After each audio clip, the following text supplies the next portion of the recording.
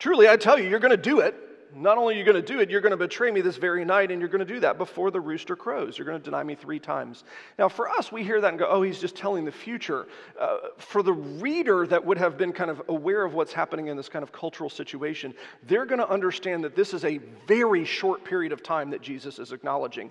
And it's a very short period of time where most humans are asleep.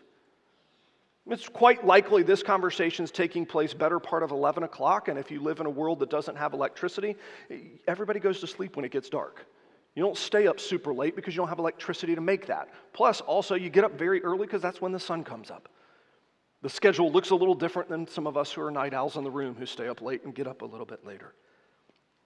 Instead, they're probably up much later than they normally are. It's a big celebration week. They've just had Passover. Jesus has been teaching them for many, many hours.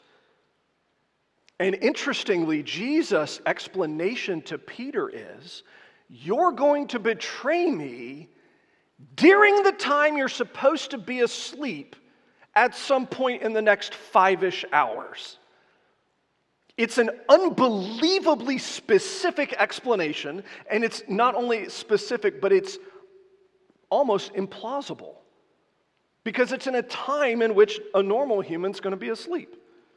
I mean, why on earth would you be betraying Jesus in the middle of the night? Before the rooster crows, that's what's going to wake us up in the morning. How would I have opportunity to betray him now? Who's even going to be awake to betray him to? It's very specific, very extraordinary, and very unexpected. But I suspect, actually, the reason why it's so unexpected to us is because we think of our failures from the wrong perspective. We forget that our failures are only a mystery to us. They're not a mystery to God. Right? If the Lord allows you to live longer than the rest of this afternoon, you will fail God. You're going to. It's going to happen in some fashion. We are on this side of glory. You will fail him. The interesting thing is, the only party in the relationship that doesn't know that yet is you. God knows.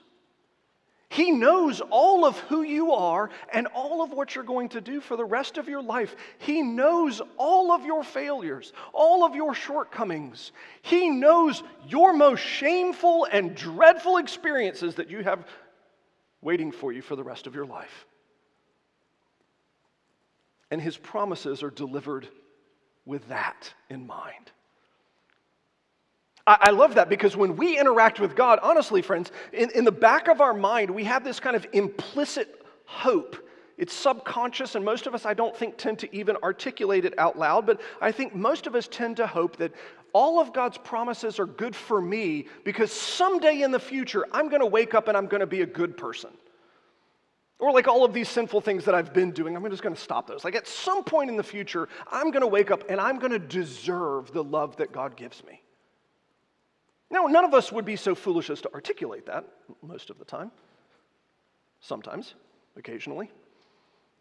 But it's in the back of our minds where we have this kind of idea that someday I'm going to be good enough to deserve the love that God gives. I'm going to be good enough to be worthy of the promises that he's given. I'm going to be everything that I'm supposed to be for all of those, interactions with me to be contractually appropriate.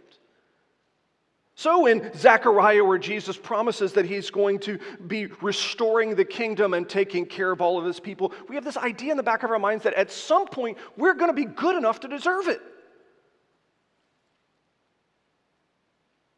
And when we look at Peter kind of getting preoccupied with his circumstances and not paying attention to Jesus, we say, well, I can do that too right now. I understand that. But someday I'm going to be good enough that I won't be doing that because I'm going to be good enough to deserve it.